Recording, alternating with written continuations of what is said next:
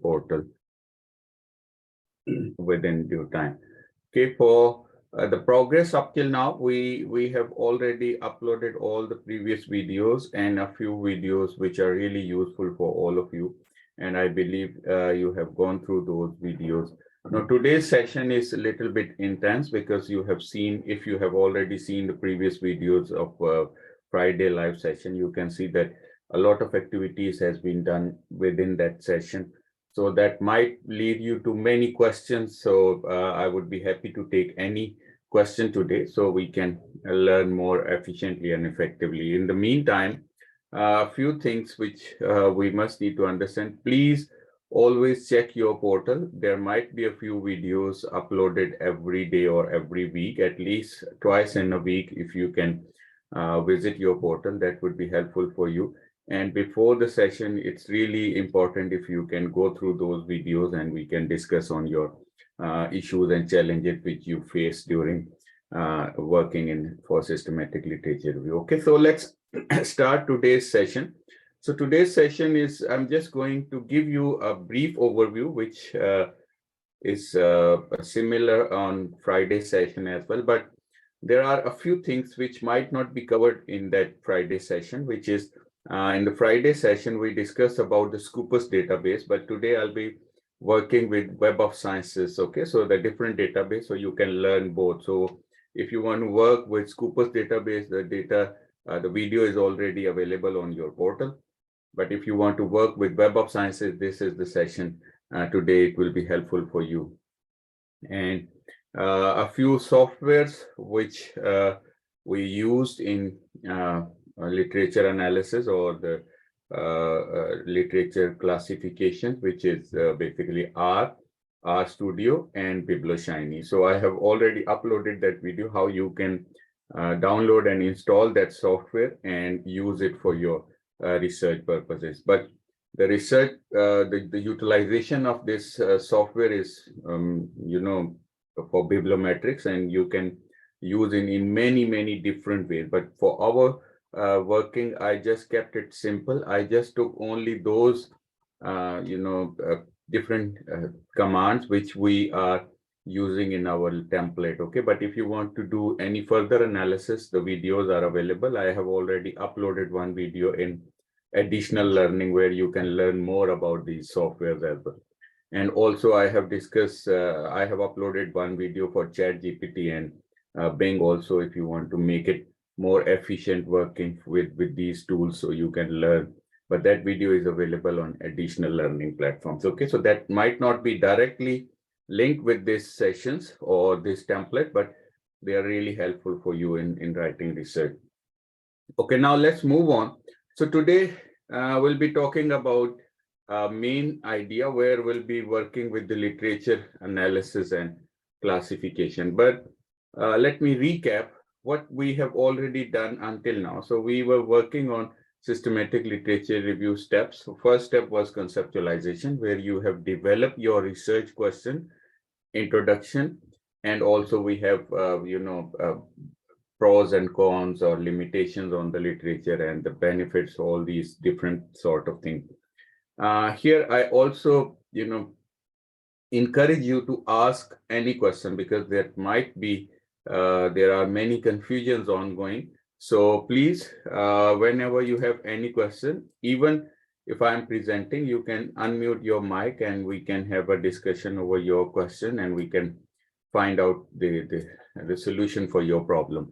Or if any slides or any concepts are not clear, which you applied, but you are not clear about them, you can ask me here. It's really important to identify whether we're going in the right direction as well. Okay, so that's really important. So if you have any question, anything to discuss, any feedback to give, please, either you can type in the meeting chat or you can unmute your mic and talk to me. Okay, so let's move on. So we did the conceptualization, and in this process, we have already done a few things. So first, we have identified our research question. We use a specific tool to do that. Okay, before we move further, sorry, Tabinda, you have a question. Please unmute your mic and ask your question.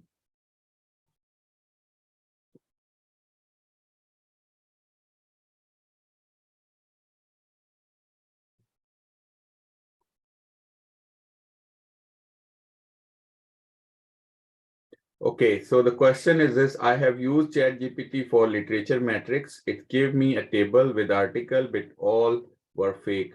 All cross-checked them. My speaker not working. Okay, sorry. So the question is this: you use ChatGPT and ChatGPT gave you fake information. That yes, it's really unfortunate. Most of the time, ChatGPT will craft answers for you, but that might not be correct with in terms of references. There is another tool which I'll teach you in later stages, that is called Jenny.ai. Okay, that is the right tool for researcher to use literature for literature metric. But I will give you a few tools and techniques when it comes to the literature classification, and we'll be working within the different themes. I will teach you how to develop or how to use AI techniques to quickly develop these sort of literature metrics. So don't worry about that part. I will cover that in this lectures, but don't use ChatGPT for that. ChatGPT can help you in brainstorming, but when it comes to bringing references and citations and all this, it's not working efficiently. So don't use that. We have another tool, Jenny.ai, which I will cover within this course as well later on. But for now, you are wasting your time on ChatGPT by bringing all these tables and all figures. So don't do that. Okay. So we have other alternative options, which I'll teach you. Okay. So let's go back to the recap. So what we have done until now, we have our research question developed. From that research question, we have developed understanding around our key research question, the pros and cons, the limitation on the literature, the challenges and the benefits. Yeah, any question?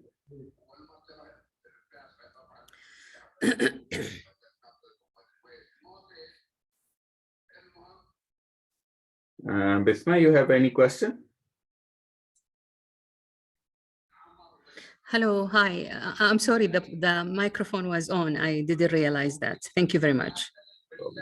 Okay, so let's move on. So what we learn is introduction around that research question. We got some information. We tried to cover different themes or topics which have been discussed under that specific research question, and what are the limitations on existing literature from ChatGPT, just to having an idea about our research question and how research is being formulated around that research question. So that was the key idea, to write an introduction or to bring an introduction here.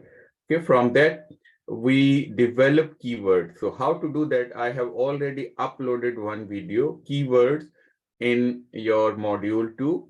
You can find out from your research question to keywords. So I give one illustration where you can use your research question and develop your keyword, the right keywords which you can use in literature search. That's really important, to develop your keywords which we are going to use to search the relevant literature. And these keywords should be really aligned with your research question or research area. If you are not identifying the right keyword, it means that the literature search will not be useful for you. It's really important to identify or highlight the right keywords which you can use in literature search. Okay, so that's where we discuss the keywords and we use them for our. So that was the first part, conceptualization, where we have developed research question. We identified a few key areas around our research question, which is, I'm labeling them as an introduction, and then we have identified keywords which we'll be using for our literature search. So that's really important for us to complete these 3 steps in conceptualization stage. So once it is done, now this is this week's work. We are working with the search strategy now. So from those keywords, we need to develop a key search strategy. I will explain how you can use PRISMA framework for these key search strategies, because search strategy is basically using this PRISMA guideline. It is also referred as preferred reporting items for systematic literature review and meta-analysis. This is a guideline provided by some researchers.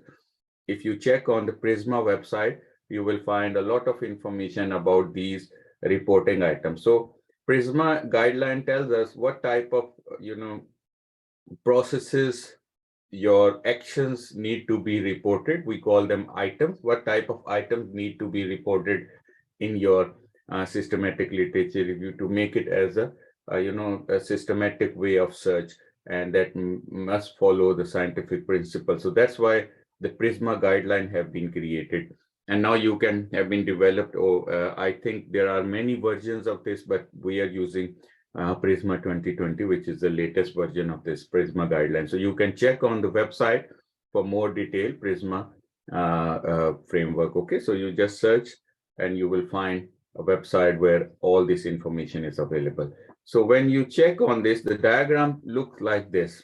Okay, so these are all steps which we follow to search the relevant literature. And there are 4 different stages for this PRISMA guideline. We have identification, screening, and eligibility and included. Okay, so these are PRISMA guidelines. So following that, the first step is identification, where you identify your keyword, your databases, from where you want to search, what type of keyword, and what are their logical arrangement between these keywords. I will explain it when I'll do some practice on Web of Sciences, so you will learn more about that. And if you have any question, you can do that later on. So once you have these identification, mean you have identified the relevant literature, now it is time to screen them. For example, in first search, I identified 2000 research articles, but all of them are not related to my research article or my research question. I need to screen them and finalize and bring the finest literature which are directly related to my research, and I can use them as a systematic literature review. And then for each record or each document, we need to establish an eligibility criteria, an inclusion and exclusion criteria. For example, only English articles are eligible. If I'm working on SMEs, for example, I want to work on only SMEs. If I'm working on female patients, so I just need to focus on female patients, the studies which are related to female. So these are different eligibility criteria which you can create based on your research question. That's your own understanding depending on your area of research. Okay, but you need to clearly identify what is eligibility criteria for your research. We also name it quality assessment criteria.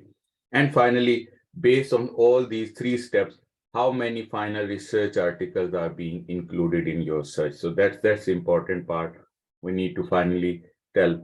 If you check on here, the first thing, identification, N is equal to 3,453, and additional sources are 21. So it means that it's more than around 3,400, 3,500 almost. There are 3,500 research articles, but if you check at the end included, there are only 21 research articles were included in the final systematic literature review. This is showing us how strict this criteria can be in our search, and we need to identify all these criteria, and we need to discuss each and every step of this. So I will take you through each and every step once we are on this database. But for now, let's just complete this theoretical discussion. So identification is clear. We need to identify keyword. We need to identify which databases we are going to search, and we need to extract the record, the mechanisms of extracting the records. Okay, so once it is done, you need to establish which type of records need to be included or excluded. That can be the context. For example, if I'm working on agri-food, I'm working on cancer, I'm working on female wages. There are many different areas where you can work, and you can identify your inclusion and exclusion criteria. So it's really simple. What type of studies you are going to include? A common parameter when we do systematic literature review is we use only English language article. We use only research articles. Sometimes we don't include conference paper if we have a huge number of research articles. So we will not use conference paper and all that, but we will using only research articles. So the review article needs to be included or not. Sometimes we are interested in results, so that's why we'll not include review articles as well, the book chapters as well. So this is how we identify inclusion and exclusion criteria in our search. And once you download all these articles in Excel file or the data in Excel file, you need to check each and every record manually to identify, is there any research article which is not relevant, which is out of the scope of the research, which do not qualify inclusion and exclusion criteria, or which do not qualify any other quality criteria which we have identified. Okay, so that's called eligibility, quality assessment, sorry. And finally, we need to tell how many research articles are being included. Now, this is, if you check on this slide, okay, you can take this slide as a guideline and you can identify, okay, what are my keywords? What are the databases I'm going to use? How many records I received at first, first entry of my keywords, and then how I include or exclude new articles, what was my quality assessment criteria, and what is the final result and final article included. So these are different steps and the way we need to report our result in methodology section. Okay, so that's how we work here. And for this, the actual working, we will be doing data extraction using Web of Sciences or Scopus. Scopus already covered in the previous video, so you can watch that video. Today I'll be covering Web of Sciences, okay? But before moving on, just give me one moment. Before moving on, I want to check on the template, the research article template, which I have shared with everybody, okay? So we shall understand exactly where we are now, okay? So this is the template. Everybody have this template. Now we have already done with the introduction part, where we bring some ideas from ChatGPT, pros and cons, and then the limitation as well. So these are all different concepts which we brought from ChatGPT just for having an idea about our research question. Now, these are my research question. How could smart contract be leveraged to optimize digital supply chain, and what are some of the challenges to use smart contracts in digital supply chain management? Now, from here, I can clearly understand my keywords are smart contract and supply chains, okay? But I will not use smart contracts. I will just use smart contract and supply chain. I'm not using digital because it would be too specific and it's really difficult for me to get a good or reasonable number of articles if I use very, specific query. So that's why I kept it a little bit general, smart contract and supply chain. That would be my keywords here, okay? Now, check on this one. In materials and methods, the part 2 of your research template, we need to identify or we need to report these steps, okay? PRISMA guideline, keyword use, source search, inclusion, exclusion criteria, quality assessment, and finally included. If you check, this is the same thing which I have just explained in my PowerPoint slides, okay? So we'll be using all these to report what we have done in terms of methodology. So that's really important. The key idea behind systematic literature review is this: if you specify a key, for example, criteria, and if anybody use that criteria to check whether your search is giving me the same result or not, the result should be same. For example, if you identified keywords, you use them on Scopus, and you use that inclusion and exclusion criteria, and finally you receive maybe 20 or 40 records. So if I'm not a person who have the clear idea of your research, but if I follow your instructions in this guideline and apply it on Scopus, I should receive the similar result the way you have received, okay? So if there is any difference between the result, that might capture under the data inaccuracy. So that's why we need to report each result carefully. So that's where you have to work really, hard in terms of your search strategy. Okay, so let's move on. Now, this is our practical session now. We are working with Web of Sciences. Okay. Yes, Trent, can you ask question? You wrote a question here. If it's possible, if you can unmute your mic and ask your question.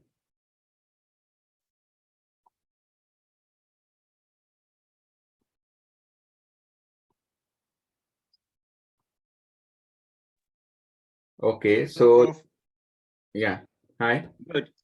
Yeah. Please, so in case there are synonyms, Mm. do you still have to go by, because there are words like green innovation, eco innovation, environmental technology.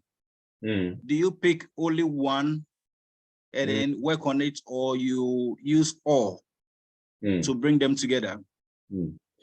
Yeah, if your keywords having synonyms, obviously you will be using all of them. You can't ignore any one of them, okay?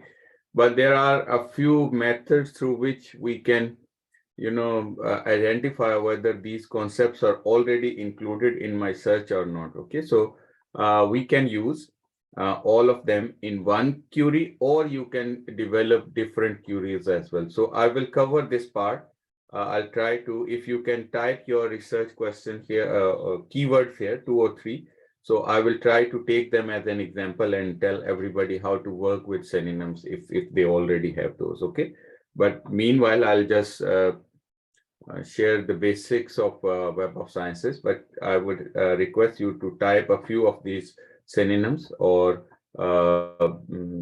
substitute keywords. So I will work on them and tell you how you can use these keywords to retrieve your relevant literature.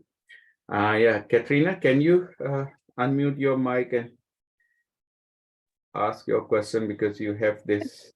Hello. Hi. Hello, everyone. I was just answering the question from Trang Luong. He said, how do we cite the source for PRISMA? And I just put the reference on page and colleagues. Yes. Thank you very much. So the PRISMA framework, it have been published in many research articles, but the latest one is 2020, which I already explained to you. PRISMA 2020 statement, and the article reference is being given by Katrina. Thank you very much. So you can copy this reference. It's really important and useful reference. Okay, so let's move on if we don't have any other question. Okay, so let's move on with this thing. Okay, now this is Web of Science. The previously we were working on Scopus database. Now this is Web of Science, and Web of Science, I believe is the highest level in terms of my research, where we are doing our research. The highest level of credibility is being established by Web of Science. Their protocols are really tight, so that's why the articles or the research included in the Web of Science, they can be considered most authentic website or most authentic databases. But that doesn't mean I'm challenging or I'm comparing them with the specific databases. For example, PubMed. PubMed is really useful for medical sciences, but these are the general purposes websites, so databases. So we can use them. First, if you have access to Web of Science, that would be your first criteria. But my understanding, or might be my experience, is this: you will receive a limited number of research articles in Web of Sciences, but in Scopus you will get a few more research articles as compared to Web of Sciences. So because they're really authentic, that's why their criteria is tough to be indexed in Web of Sciences. It means that not all journals or all research articles would be indexed in these databases, especially Web of Sciences. And Web of Sciences is a collection of many different databases. Okay, for example, JCR, we have Science Citation Report, Social Science Citation Report, and then they have many different databases. But I'm not going into the details of those different databases within the Web of Science. I'm taking Web of Science as a general database where we have all these collections. So that's why we call it Web of Sciences core collection here. If you want to specify your search to any specific database, you can just click here and you will find a few options here, which are different databases available under the Web of Science. So if you want to restrict your search to any a particular database, but I'm working with the Web of Science core collection, which is mostly used database. Okay, now if you check on the interface, you will find out this is documents. You want to check on the cited reference. This is documents, and if you want to find out any researcher, a particular researcher, you can click here, give the researcher name, and it will give you all the data about the researcher. But I'm interested here in different documents, so that's why I'll be working with this database. Okay, so now document search, and then we have all fields here. You can specify where do you want to search. I'm interested in all field, but if you want to work only on the title, author, publication title, publication year, abstract, and all, a lot of information is already available there. This is called metadata. So if you want to work with any sort of metadata, you can do that, but I'll be working with all fields so we can get maximum results. And once we are done with that, we can limit our search later on if you check on your. But now, one important thing, I discussed the concept of Goldilocks test, if you remember. Now the Goldilocks test, its application for Web of Science or Scopus that might be different in terms of number of research article, can be considered general or can be considered as too narrow. Okay, so let's start. My topic was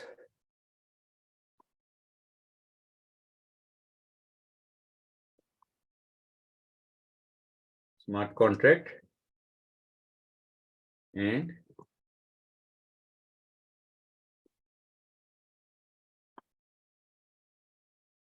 supply chain.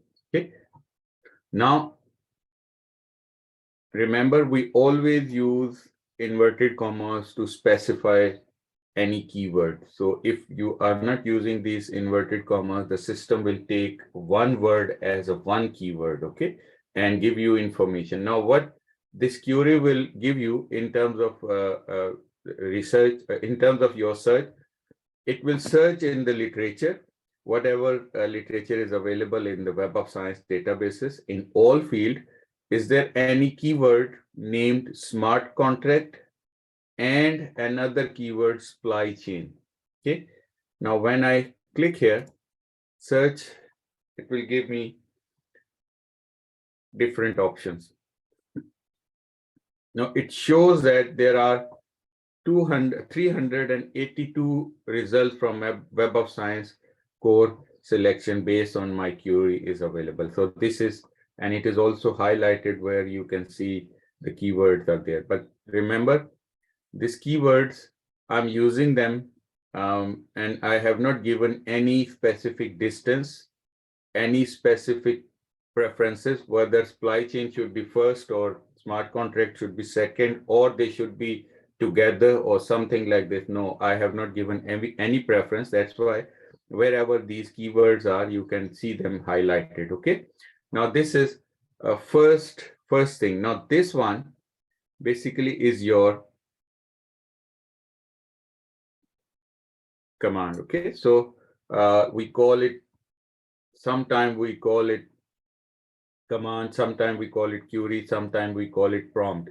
Now we are also using this new word prompt as well, okay, for interacting with these AI-based databases. Okay, now this is really simple. You can copy this query and you can also type this query here in your document. Okay, I want to report each and everything. So this is, I copied from Scopus. Now I can,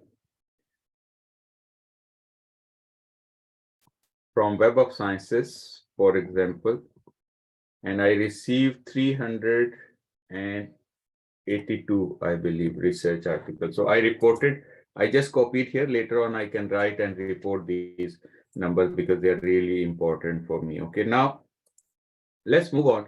So you can see that there are 382 results from Web of Science core collection. Now we can refine these results in many ways, but for now, I'm just working on the query writing, the way you interact with these databases.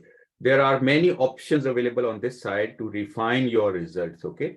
You can still have opportunity to refine your result by using these different options for filter. Okay, if you want to work only in last 5 years, you want to work only on research articles, you want to work only on specific literature, field of interest. For example, I'm just interested in business management, so you can select that one. You can select the research journal as well. You can select journal publisher. There are many other options here available. You can select these different options and filter it in many different ways so that you can work. But this is depending on the criteria you have established in inclusion and exclusion, okay, criteria. Now let's come back to this point where we were talking about these queries.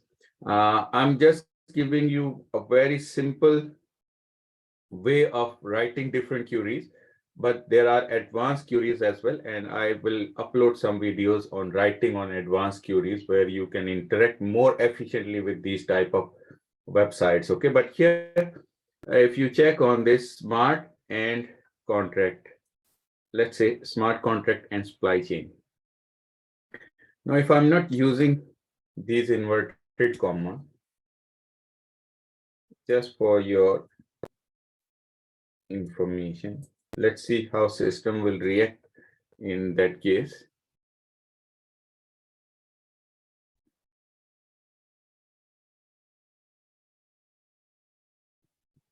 You can see the system is giving me a very different result, and it's just smart supply. So it break all these keywords and taking each word as a different keyword, which is not our purpose. So that's why we need to restrict system by using these inverted commas. Okay, now this is first thing which we need to learn, the inverted comma. But remember, the keywords we are using, they need to be really specific, okay?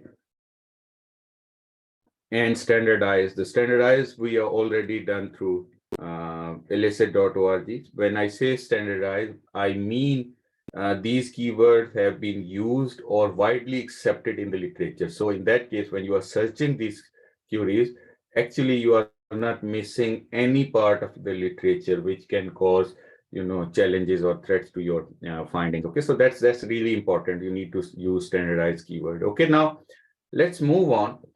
We have this and.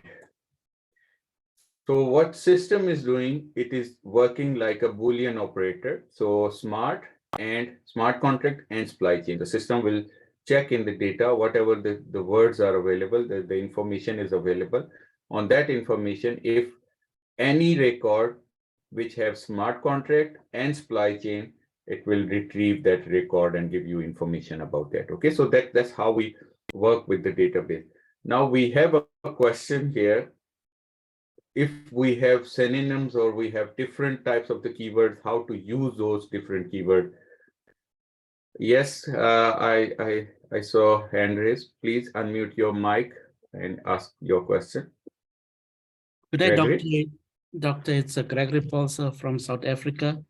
I've got a question. My topic is around the impact of internal governance structures on audit quality. Now should I limit it to internal governance structures and audit quality if I want to search, or should I search on governance and audit quality?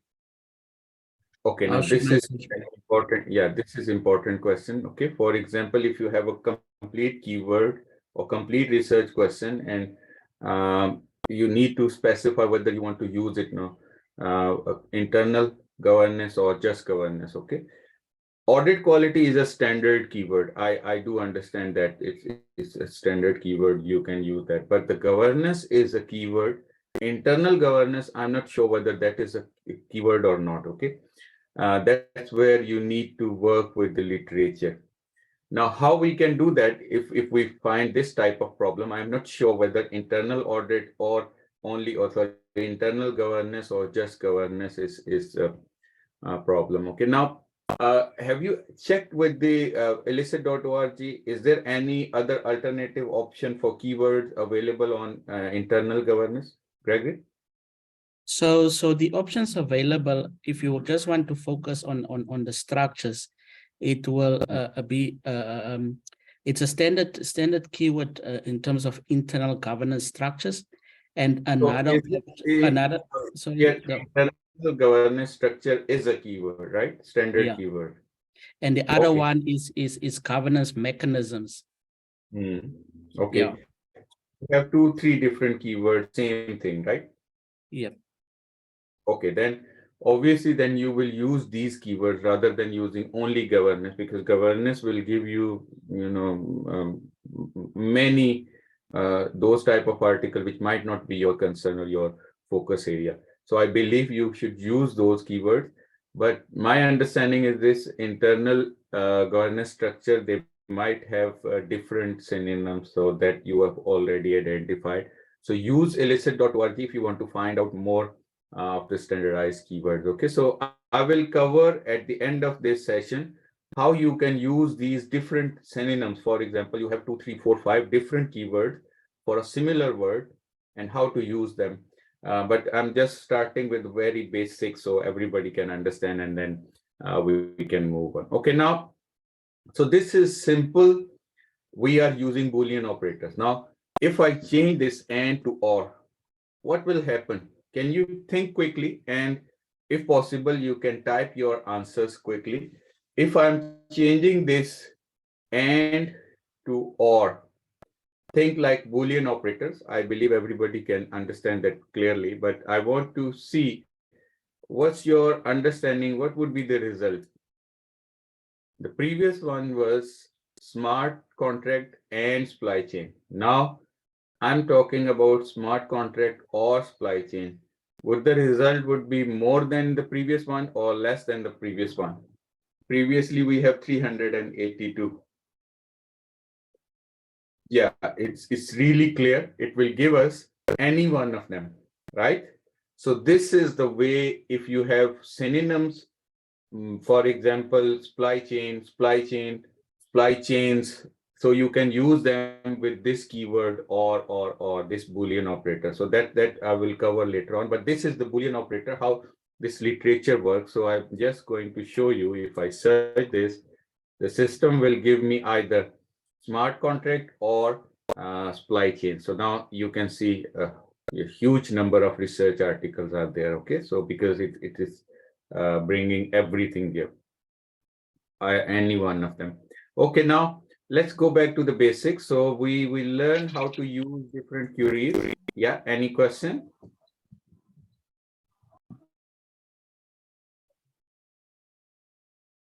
Okay, any question? Okay, so let me check on this one, smart contract and supply chain. Now let's focus on Goldilocks tests, which I have already explained in one video. So how to work with the Goldilocks test. Okay, just give me a moment. Dogs are barking, so let's just close the window.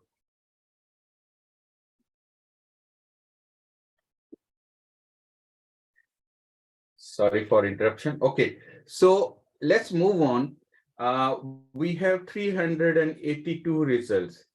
Now remember, or considering this, Web of Science is most authentic and difficult to be indexed databases. 382 results are fine for me because this lies in an area where I can consider they are, in that green region, the Goldilocks area. Okay, so Goldilocks is a term which we use for any feasible, anything which is feasible, which is in the range where we can achieve that possible to live. Okay, so that's how we call Goldilocks.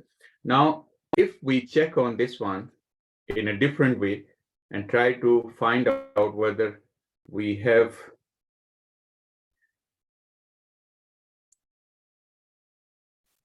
let's say I'm just searching supply chain, one keyword. or supply chain and performance. Now you can see 100, 100 and 1000 or 100 and 2000. So that's really impossible for me to read and work with this article or this number of article. Now the important thing is, what is the optimum number which we can consider as a Goldilocks test pass? Okay, so because we have, this is a too general topic which we can't take. Okay, now what would be the main concern or main number? So that depends on the area, but still we have some rule of thumb. I'm just changing my query.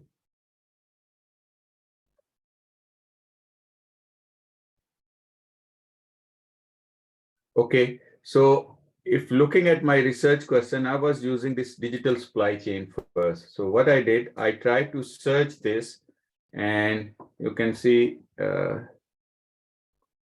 think the spell mistake.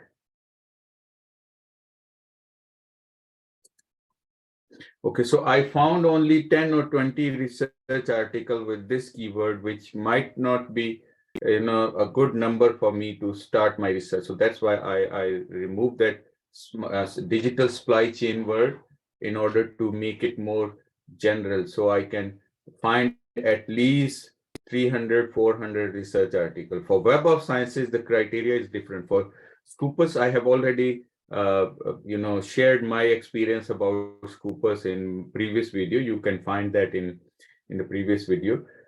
For the Web of Sciences, I would recommend you, if research is articles are more than 150 until 1000 to 2000 maximum. The maximum 2000, okay, but the minimum is 150.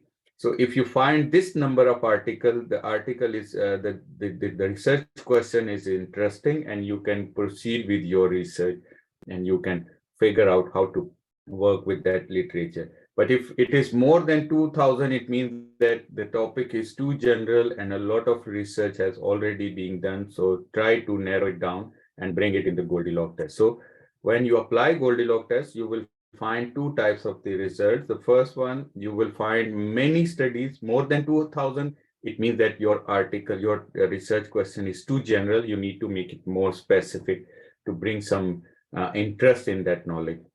And the second thing is, if you find out an article only, if you find only 30, 40 or 50 research articles, it might be challenging for you to continue with systematic literature review. It's really difficult because your area is too much narrow and not a lot of research has been done on this topic. So that's why you can't do your systematic literature review. So you need to find out other alternative options as well. So this is how we apply Goldilocks test in order to get the right number of studies for research article and to identify whether our research article or the research question is interesting enough for a reviewer or for scholars to accept that knowledge. Okay, so let's move on for next stage. So is there any question on the Goldilocks test? I believe there might be a few questions around that.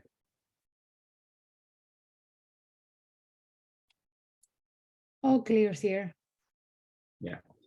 Okay, so let's move on. So smart contracts and supply chain. Now we do understand we have 384 or 382 research articles here. Now we can use analyze result option here, and this is also option. This option is also available in all other databases, Web of Sciences and Scopus as well. When you analyze results, you can generate a few graph, chart, tables, whatever you want, because it gives you interactive interface where you can find different options. Okay, so for example, you can change the visualization. If you click here, you can bring bar chart, or you can bring tree map. It's your choice. Okay, and you can change the number of results as well, how many results you want to see. And these are different options available for showing your results. So you can check here, the system is giving you different result and also the table with the percentage and everything. Okay, now this is a table for Web of Sciences categories. What are the different areas of research? For example, 143 research articles are from computer science information system, then in engineering and electrical. So you can find out operation research and management sciences 27. So you can find out how your literature is distributed among different disciplines. So that's how you can work with the Web of Sciences categories. This table, I believe we already have included in our analysis. So you can copy and paste this table and include in your analysis, descriptive analysis. Okay, I'll share that later on. And this is where you can change many things, whatever you want. Okay, so there are different options available. For example, to find out the author rather than the subject areas. Now you can see different authors are here. You can change it to citation, publication years, okay, document type. So all these are different options which you can identify and you can use them. And these tables are really interactive and you can clearly download them and include in your search. Okay, so writing of your if you are using for thesis, obviously that's really helpful. But if you are working with for research article, obviously you need to export that data and you need to work more on this type of literature, which I'll cover later on. So export option, just select everything. And from export, you want to export in Excel. Okay, so I'm interested in Excel sheet because that is where I can work easily. Excel is very powerful software and we can have a lot of information available in Excel and we can play around with that information. If you are not familiar with the Excel, how to work with that, I will upload one video where you will understand how we can use Excel to work with these different sheets. Okay, so you have 50 selected all records and then we are interested in all records. Remember, I believe Web of Sciences will not allow you to record 1,000, more than 1,000 in one go. So you need to work again. Maybe you need to have 2,000 research articles. So in that case, you need to download 2 different files, okay, 2 different Excel sheets. Now, record content here is author, title, source, but I'm interested in all fields because I want to collect as much as information we have so we can use in other software to develop our different themes and different clusters. Okay, so full record and then export. Now system will send me or download the file for me. Okay, so you can see here the system have already downloaded this Excel sheet. Now this is a simple interface of Web of Science, how we can use Web of Science in order to extract information for systematic literature review. Okay, before moving further, let me go back to the main query, which we were talking about the different keywords. If you have more than one synonyms, how to work with them. Okay, so can you guess, because we already have learned a few things here. So can you guess if you have, for example, 2 keywords, green innovation and eco innovation, which have been discussed by Gregory now. We can use this 2 different keywords. One is green innovation and the other is eco innovation because they are synonyms or substitute keywords. Can you tell me how I can search literature using both queries in one go? I don't want to bring many Excel sheets. I want to cover everything in one sheet, one command or one query or one prompt. So can you tell me what would be that prompt? I want to search the literature. Yeah, I would. Can I answer? Yeah. Good. I would use parentheses, and in this parentheses I would put green innovation, or I can actually do parentheses, green, or what was the other one? Equal, close parentheses, equally, and then and innovation. That could be my answer. Yeah, is it correct? If you check if I wrote it correctly? Good. So yeah, or even green or eco and innovation. That's another way. I think we can get the same results. Not sure. We have to do the experiment. It's the result would be different. Okay. Another thing, the eco-innovation may be, in some cases, the researcher, they write eco-innovation together. So we don't want to miss some sort of, this type of research article as well. And all these keywords, I can join them with this or keyword. Okay, so if you have 10, 20, 30 different synonyms for one keyword, don't worry. We can use them in one research or one query. That's really important and easy to understand. But remember, when we write this one, we need to copy this command and report here as well, because I want you to report the whole syntax. Okay, so the system can, if anybody can just copy and paste and regenerate your, so eco-innovation can be in this way. Okay, so if you want to regenerate your result, the result should be same. Okay, so that's why it's really important if you can use all those keywords. And from where we use those keywords, we can use elicit.org to consider different keywords which we already have in our literature. Okay, so these are the results, 6,349 results, which covers green innovation, eco-innovation, or if you have any other keywords. So really good. Catherine, I believe you are already working with this type of keywords. So good.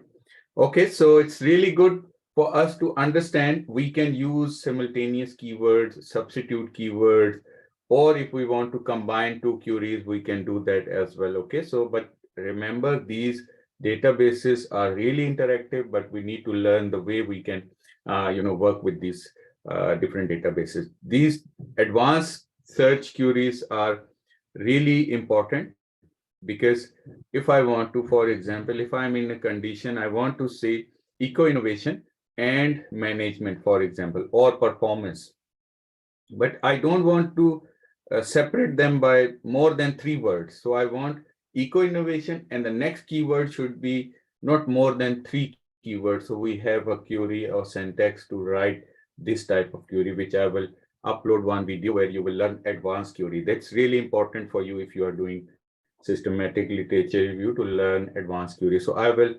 upload a specific video on advanced search queries. Okay, that is applicable on all databases. That the context is same. Maybe syntax may be different, which you can learn from those websites. It's easy, but the context and how we use them is almost same for all databases. Okay, so that's how we work. Can we move on with the next step? I believe you do understand how we. Yeah. Hi. Good.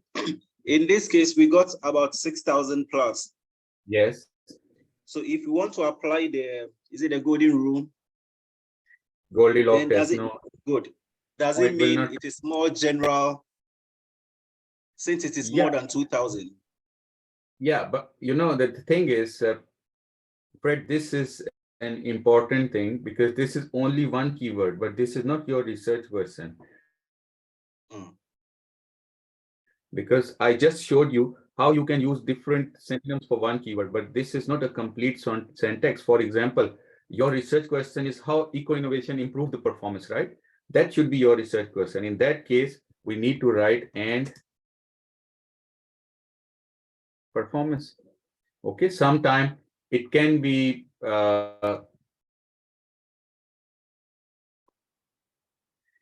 sometime it can be organizational performance, environmental performance, sustainable performance, you have different, arrangement. It means that you have different options in doing that. Sorry for that.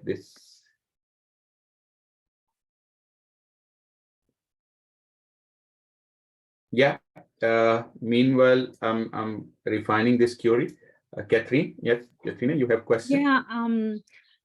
I also have another question, and this is something that just reminded me. Normally, people can also ask research questions regarding to what results have been, or what kind of experiences are lived in a specific geographical area, like for example Latin America.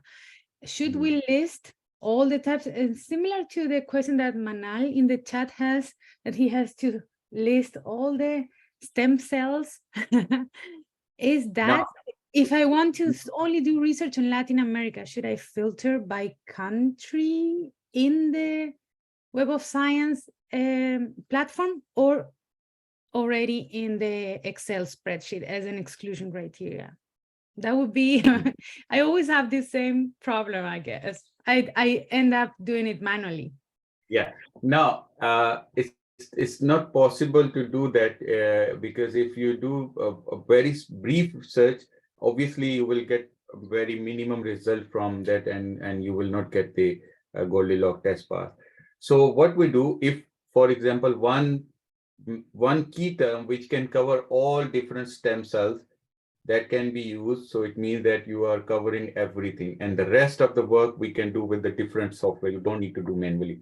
So if I do understand your problem correctly, it means that your area, for example, the stem cell, there are many different types of the stem cells or different kinds, right? So that might be covered under that literature. So in that case, you need to use a broader concept to cover everything, or until and unless you are just interested in one sort of stem cells or some sort of specific keyword. So in that case, yes.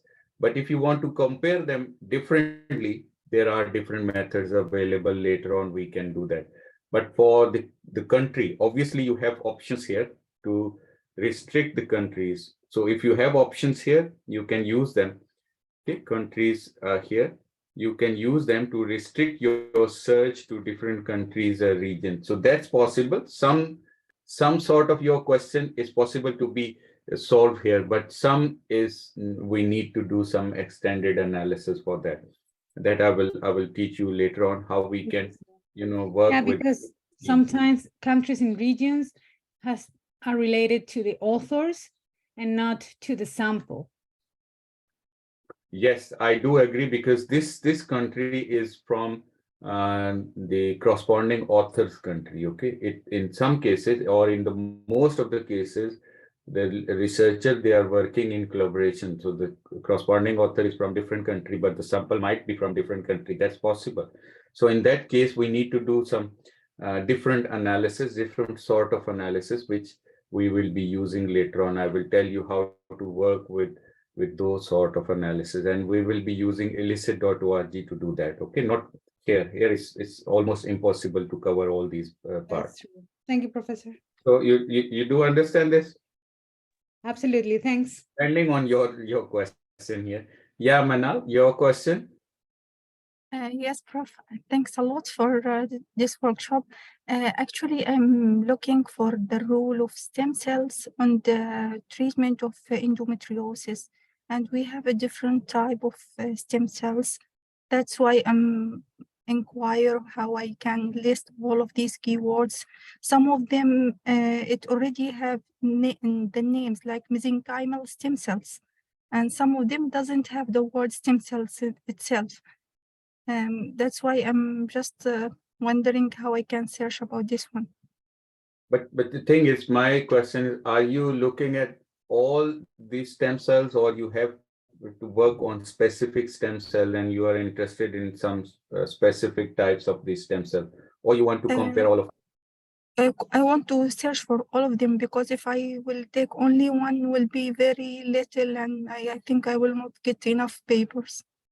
Yeah, that's the answer of your question. Okay, so you need to cover all of them, and we are doing this literature classification or clustering or theme. At that time, you will come up with different, different types of the stem cells, and then you can compare strengths and weaknesses, and then you can conclude, okay, what is the comparison? So in your systematic literature, what I do understand, if you do agree with me, so what we can do is simply you need to work with the stem cells. You need to give me the descriptive analysis, which I'm going to teach you later on as well. Once you are done with that, then you need to divide your literature into different classification or different categories of clusters, which are based on your stem cells, their function or their label, depending on your choice. And then we'll be covering each and every different stem cell in next step. So we'll be discussing, okay, this is stem cell type 1, and these are the categories, these are the strength, these are the limitations. So then we can move on. So your work is really, really clear. Okay, so in terms of systematic writing, first one. But the good thing about the systematic literature review is when you divide literature into the theme, once you are working within the theme, the next research article, you can just work on one theme, and then you can start the whole systematic literature review process based on one theme, and then go deep and dig deeper into your one theme and discuss the subcategories and all this. So this is a continuation. So this is a looping process where you can learn more and more and getting more detailed about your work. Okay, so that's how we use systematic literature review. In my case, I started with, for example, blockchains and supply chains. From the blockchains, I do understand, and most of my previous lectures were on blockchain and supply chain. Then I understood, okay, blockchains are usable, but smart contracts have more problems within the blockchain. Now, smart contract is a sub-construct of blockchains. Now I'm working in a sub area. Then you can move on with your literature and your knowledge. So your knowledge would be extended, and the way you work in the system literature would be more, clarified. So that's how we work. Okay, so it will give you opportunity to learn easily and more efficiently. Okay, so let's go back to the work. Okay, now fortunately or unfortunately, we have similar result, 6,349. It means that the performance is also a very broader, and it do not pass the Goldilocks test. So I need to refine it more. For example, sustainable performance, for example, manufacturing performance, for example, any other, maybe economic performance, social performance, or environmental performance, or any sort of financial performance or something like this, or the growth or productivity. So you need to relook into this. So the question, Fred, was, can we use them? No, you need to refine. It is not passing your Goldilocks test. Okay, so you need to refine that research question and make it more interesting. Okay, so that's how we work. So you need to combine and you need to write complete query. Okay, it doesn't mean the first part of it is just covering the synonyms of one keyword. Okay, but it is not covering your whole context, the whole query. So we need to complete that query, and even for that performance, there might be possibility you have different keywords, so you can use the same synonyms or arrangement, and give me more keywords, so it can give you other options. But the thing is, the more accurate your research question is, obviously you will get a more clear understanding about your query. So let me just conclude. So we can use one keyword using R, and you can use synonyms, because the system will give all of these options and mean that we want this keyword to be included in the result as well, and the performance is another keyword. Okay, but still the area is too broader. You need to make it more specific if this is your query. Okay, can we move on? Any further question? I think that's a good learning for databases. If you have any other question, please go ahead, because this is really important for you to learn and use these words and these different Boolean operators correctly. You have any question, please go ahead. Otherwise, I have already discussed this is Web of Sciences, so we can go back to our PowerPoint slide where we were discussing about our work. So what we have done until now, so we have conceptualized, we have developed our search strategy, and we have already extracted the data. I'm using Web of Sciences, and I have extracted that data in order to analyze records more efficiently. But before extracting the data, please try to refine it as much as possible using different filters, different keywords. So the less irrelevant data is included in your extraction, the less work you need to do afterward. Okay, because once we have this Excel sheet, for example, here we have this one. This is our records. So once we have this Excel sheet, we need to go through each topic separately. That is the final quality assessment criteria, manual checking. So that's why if you are including a lot of irrelevant data, obviously you need to rework, in Excel sheet, and it will consume a lot of time. So I would recommend you to work within the databases and refine it as much as possible. Maybe you need to work 2, 3, 4 times before extraction on your queries. Try to learn, try to work on that, and then we can move on with our final data extraction.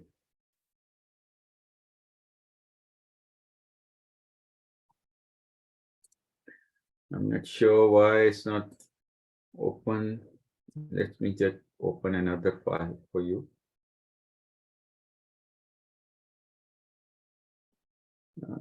This is one I extracted from Scoopus, just for your illustration purpose. There might be problem with that Excel sheet.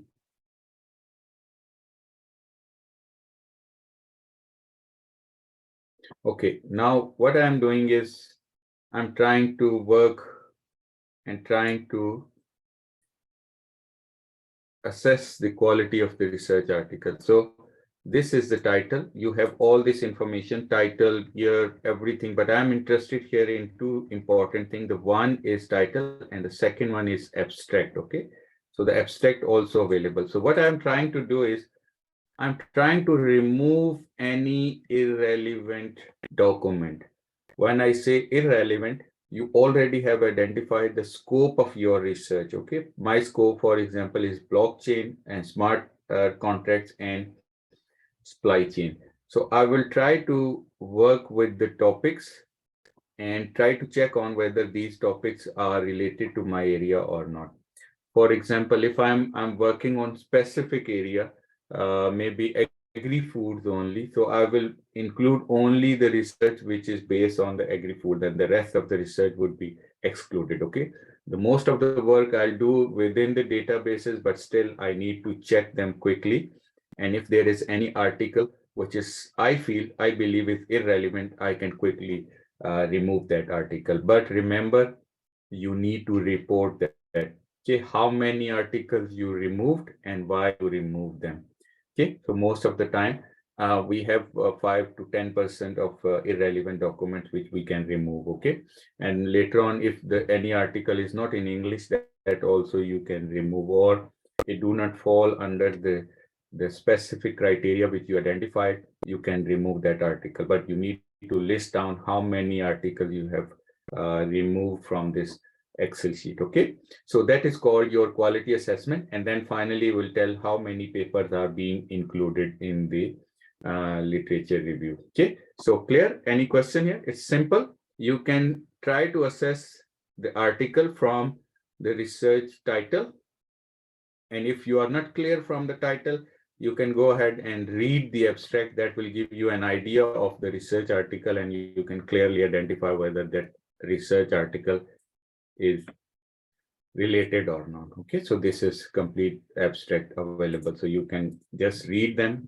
and try to receive. But obviously, maximum work would be done through your research title. So a few research, maybe you need to read through the abstract as well. So it will take maybe 30 minutes to 1 hour, depending on the number of articles. This is 400 plus articles, but still it took me around 45 minutes to go through all these titles and try to identify if there is any irrelevant document here. So what I did, I just removed that article and reported in my methodology that, okay, this research article, for example, 5 research articles were removed during the manual quality assessment criteria because these articles were not,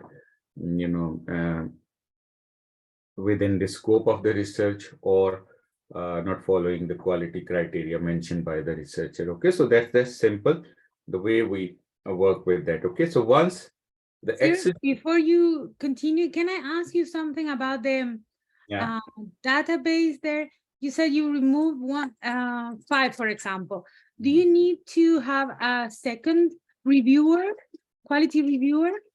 No, we don't need, because we already have identified the criteria.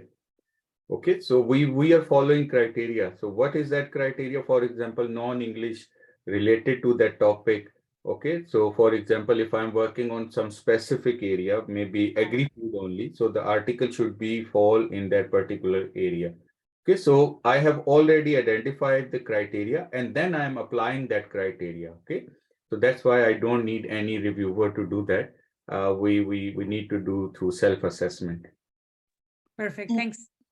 Okay, I have a question, please. Change criteria. We need to define that criteria before we do that. Okay. I have a question, please. Yeah. My question about regard to if I use more than one database. The first, I have 2 questions. The first one, should I use the same keyword? And the second question, how can I delete the duplicate? Thank you. Both are very relevant questions, and I was about to answer your question before we move on for the next. Okay, the first thing is different databases. Yes, you should use different databases, but remember your query should be same in all databases. Don't change your query, don't change your keywords or anything. So that's why we can use same query for Web of Sciences and then same query for Scopus and just copy and paste that query to Scopus and extract your records. Okay, so that's really clear. Do you have any idea of Scopus? Anyone? You can watch that video. The Scopus will give you opportunity to copy complete command or complete syntax. Okay, you can copy that and you can bring that command into Web of Sciences, and then you can extract the records. Now, when you extract, the next step would be merging different files, right? Because you will have different Excel sheets. So I will upload one video for merging different databases or different Excel sheets, because you might not have one Excel sheet only. You may have 2, 3, 4, 5 different Excel sheets, and you want to combine all that data into one Excel sheet. That's really a practical issue. Okay. Now we need to write a Power Query for that, a Power Query syntax or a command for that. But it's really simple. You can do that in 4 or 5 minutes. I have already created that video and upload that video right after this session. Okay, so you can learn how to merge different Excel sheets. Now the question remains there: how to delete the duplicates, right? Now, if you check on, that's why I always love Excel. It's really powerful software. We can do a lot of work here without any problem or without any challenges. So when you have all your data merged into one sheet, and then this is your Excel sheet, you want to remove the duplicate. That's really highly possible. You will get many duplicates there, but obviously this is data from one search engine. That's why it do not have any duplicate, but obviously in your case there might be many duplicates. So in Excel sheet you have this tab, we call it data. That's the really important tool. or tab, which we do need to learn while we are working with the systematic literature review. Just click here on the data. Now this is where you have the Power Query option, which I will upload one video where you can learn how to merge different sheets. But the question here is how I can remove duplicates. If you go to this data tools, if you have this tab, that's fine. If you don't have, under that data, you will have this data tools, and from here you have remove duplicates. Okay, so click on this remove duplicate. The system will ask you what type of duplicates you want to remove. Okay, now you don't want to remove all of them. You can check if all of them are okay. So just click OK. So it will find duplicates in all fields and remove your duplicates. But if you don't want to check all of them, for example, I'm not working because author may be, it can be duplicate in many different research articles, the year also possible. So I'm just working on one duplicate. There might be possibility articles with the same names are there, but they have some different data. So the system will not delete them if you do not uncheck all these options and just keep one field selected, which is your title. Okay. So for example, once you are done with all these unchecks, just click OK. So if there is any duplicate, the system will find it, give you the number of duplicates, and give you option to remove it. Then you can just click OK. Remember, if you remove any duplicates from databases, you need to report that in methodology. Whatever you are doing here, you need to report in methodology. For example, you mention in your PRISMA guideline, here. And if you don't have here, if you don't have any duplicates because you're just using one database, then you in the PRISMA figure, you just put duplicates equals 0? Or yeah. how? Yes. But you have to still report the 0. Still we need to report. Yeah. It's better to report. Okay. But it's, I'm just taking you through very simple steps. Okay. But usually it do not happen. You need to download 2 or 3, Excel sheets. Because you have different keywords, you have different databases. So most of the time we do have duplicates. Okay. So in that case, you need to give me how many different, and then remove after record after duplicate remove. So if you don't have any duplicate, my number here would be 432, and then here again 432, no duplicates. Okay. But in your case, obviously, if you have duplicates, you need to remove them and report that. So please make sure all these steps are being followed and you are using them correctly. Okay.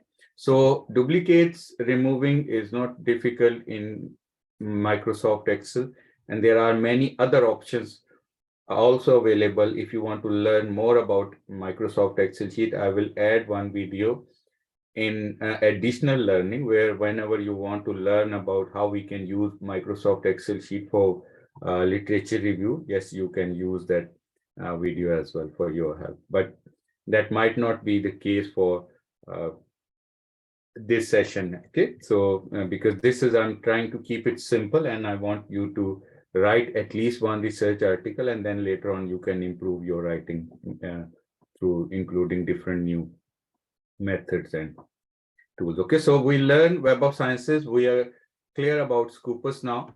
So the next step is you have a ready Excel sheet. The next step would be to analyzing those Excel sheet using different tools. So I'm using here is BiblioShiny R package, which I have already uploaded in your portal. So you can watch how to install that R Studio. R Studio is really useful package software.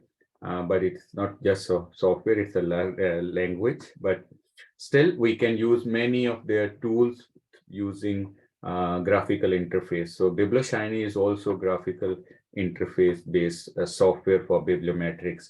So we'll be using for 2 important things. The first one will be doing descriptive analysis. Okay, so when we talk about the descriptive analysis, these are the descriptive analysis which have already been discussed in our template. Okay, for example, again, let me go back to the template. Okay, so the template tells us the results, the descriptive and symptomatic. So this is the same thing which I told you, you can directly extract from Web of Sciences, or you can generate that on Excel sheet. That's really easy. This is first. The second one, year-wise. Then we have most cited articles, all these tables, most cited journals. So all these we need to extract from R package. Okay, so R package is being included in our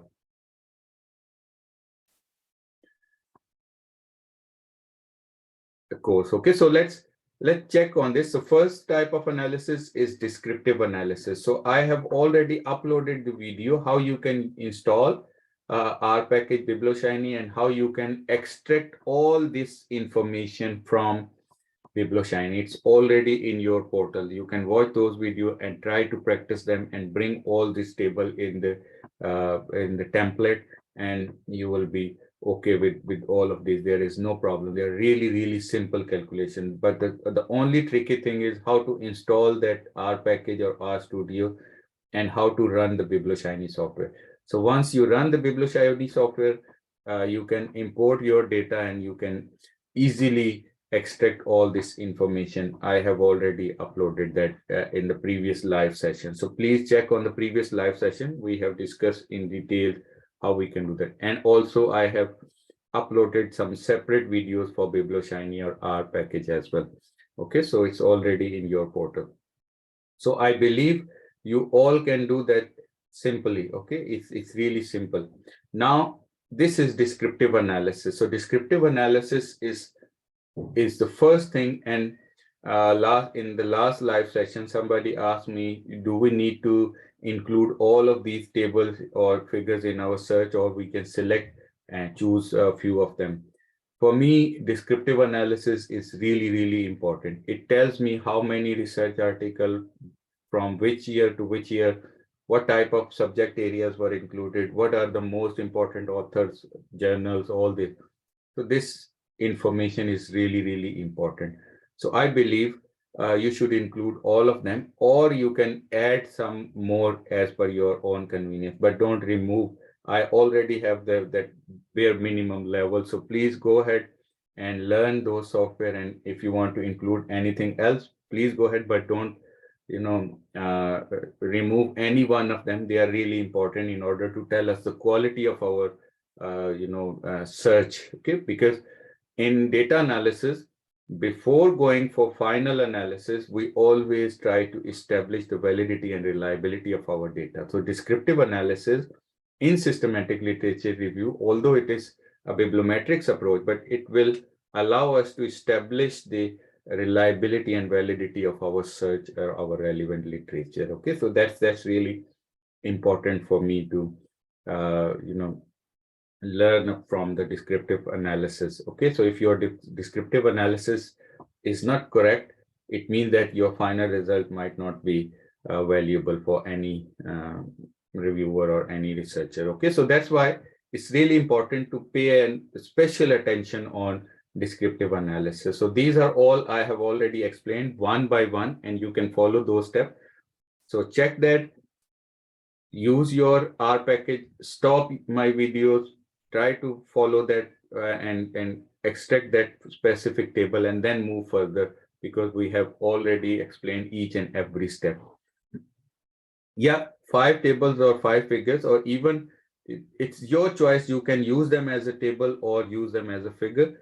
Both options are available in BiblioShiny, so you can use them both. It's your choice. Okay, so let's move on with this. Once we are done with the descriptive, this is the most important part of our literature review, literature clustering. This is what I can say is overall your creativity comes here, where you can prove that your literature review or systematic literature review is valuable enough for readers and for reviewers as well. So that's why literature clustering or literature, we call it classification, and sometimes we call it thematic evaluation or creating different themes. So thematic evolution, it's really important to identify what are the different themes within your research. When I say themes, it means that I'm just trying to segmentize the Excel sheet which we have already extracted. Segmentize means that segment can be based on themes, your procedures, your methods. There are tons of ways are available through which you can separate or segmentize your literature. But that's really important to create some segments, learn from those segments, and then draw a conclusion about your literature where we have some strengths and weaknesses in each of these different segments. So this is called literature clustering. That also being part of my literature. So that can be done with two different methods. You can use your own understanding. We can understand that, but there is a system generated method already available to divide your search into the theme. And this is called thematic mapping in your BiblioShiny package. I will upload one separate video. I have already uploaded, but I will upload again one more discussing different themes and how I develop these themes from BiblioShiny package. So you can already watch that video and try to establish your work based on different themes and different working. Okay, so this is where your creativity comes in. This is where no software, no AI tools can help you. Yes, you can develop some understanding, but this is your own creativity. This is the main idea, how your literature is going to be divided into different segments and what would be included in different segments. So that's really important. So to assist that process, to get the help from the software, we ask system, can you tell us what type of different themes available within our literature? So the system will give you different options. You can merge 2 different options, 3 different options, or you can work based on the quadrants, which I have explained. What are these 4 different quadrants, and try to develop or try to name your themes based on the key terms included in each theme or each different quadrant. So for example, here we have quadrant 1, emerging or declining themes, and you can see there are 3 different themes available. So you can combine them and you can name them one theme, whichever you want, based on the key terms or the keywords included within those themes. Okay, so that's where your understanding will play an important role. Okay, the coding language seems difficult. You don't need to code anything. Don't worry, we are not coding anything. So system will do everything automatically. Okay, so you just watch that video, and it's just 2 commands, and they are really simple. You can copy paste those commands. I have already given those commands in a Word file also, and you can just write them, and it's really simple. Just try it.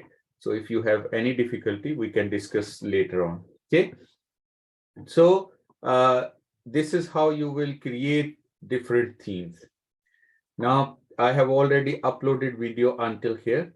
The next step would be working within the theme and how we can find out what are the relevant literature within the theme that I will try to cover in the next week. Within the next week, I will upload those videos. Okay, so that's it for today's session. I believe you have an opportunity to watch those videos where I have already explained how to use our package with different applications. So please go ahead, check on those videos, and we can, learn more. If you have any difficulty, we can try to solve that issue. Okay, I'm at the full text screen stage. Please suggest AI for data extraction to speed up the process. What is the full text? Full text screen stage? Tabitha, can you tell me, do you have a mic, please? I do not understand. Hello, can Hi. you hear me? Yeah, I can hear you. Actually, I'm the stage of full text screening of the article. Full text So screening. Why are you using full text screening? because initially I have gone through the title and abstract screening. I've included certain articles in my student criteria, But and are that you was only working with the Excel sheet or you are going for full text? Full text is required here. initially I've been doing with the Excel sheet, but at the moment I'm really confused. There are certain reference managers that can be used, so I was confused that when I'm extracting data from the full text. No, you don't need, in that case, Tabinda, in that case, you will need a lot of time. That's not right way to do that. So what we are doing here is, we'll be using Excel sheet, extracting that data, just read those titles if they are relevant or not. So once they are relevant, you have established that protocols, include or extract them in Excel sheet. That Excel sheet need to be used for R package BiblioShiny and divide your literature into different segments. Okay.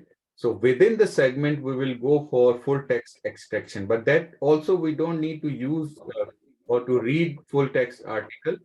We will be using illicit.org, Scholarcy, Jenny.ai, all these tools are for full text screening, but we don't need to do that. We just need to understand what we need exactly. If you are screening, then I think it's really difficult for you. Okay, so don't go with that. Just follow these steps. Okay, like I have included, for example, 60 studies eventually.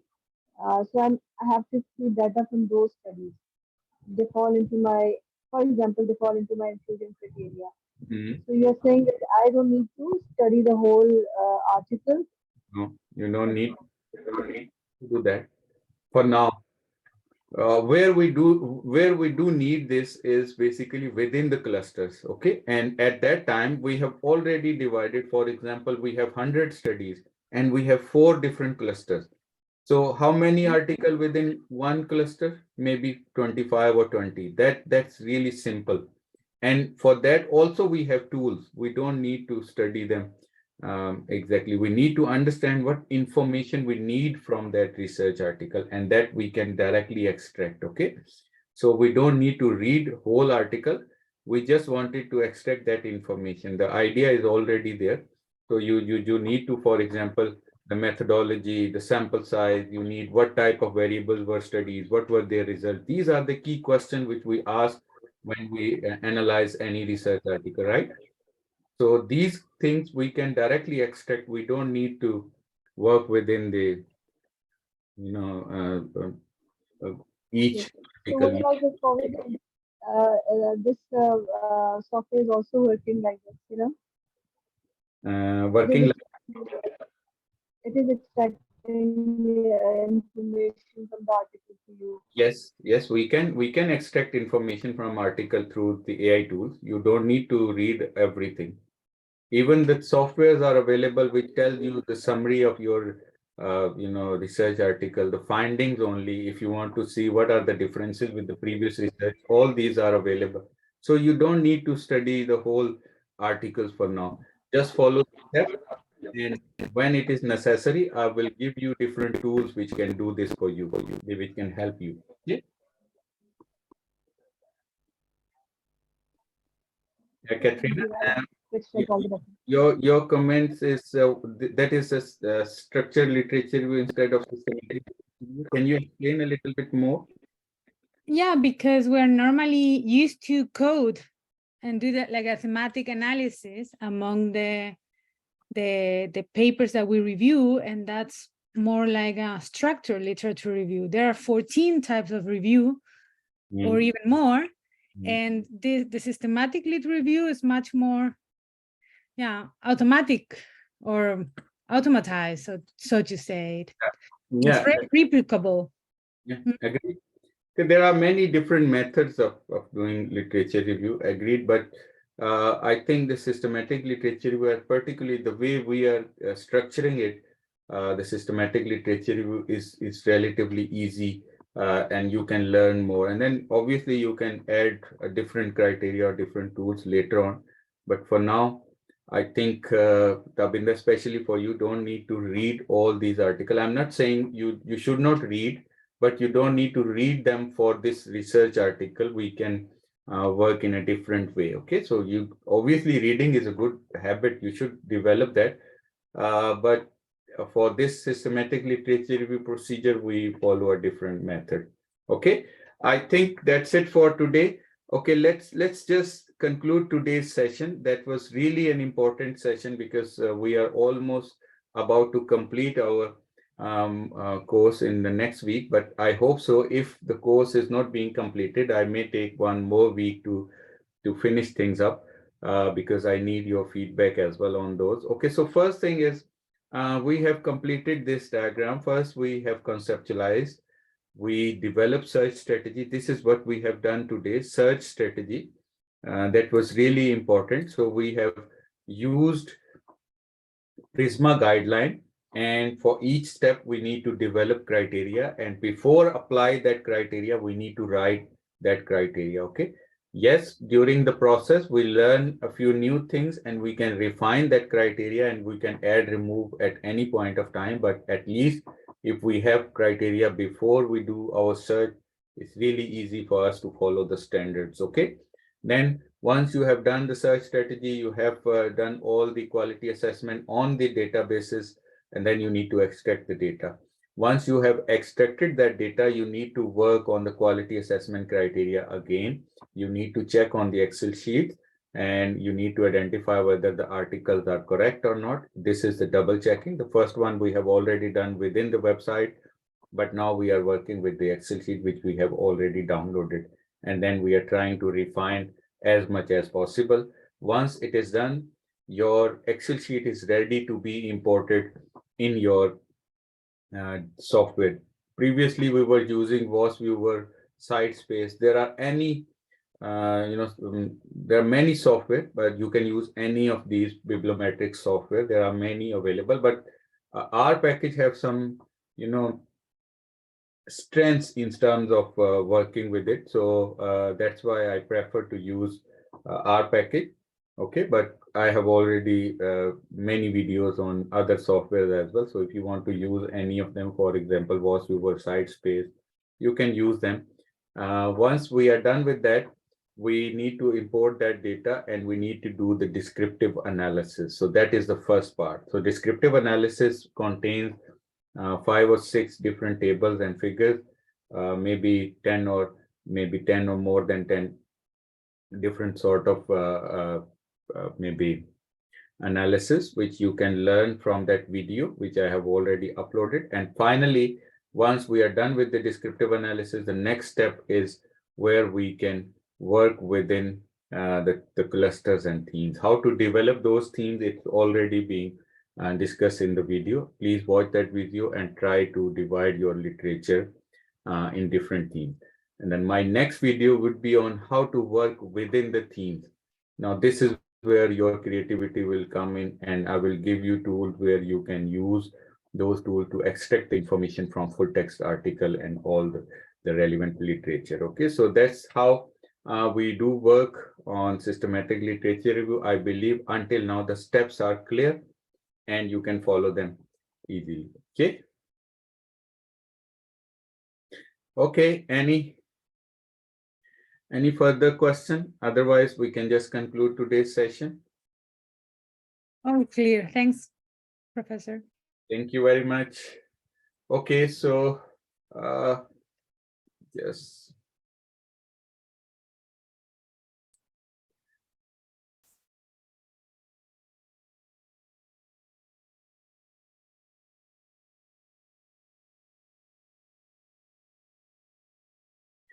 Okay, thank you very much. Have a very nice day. Goodbye. Goodbye, Prof. This session soon, okay? So you can watch that video again. Okay, goodbye. Have a nice day.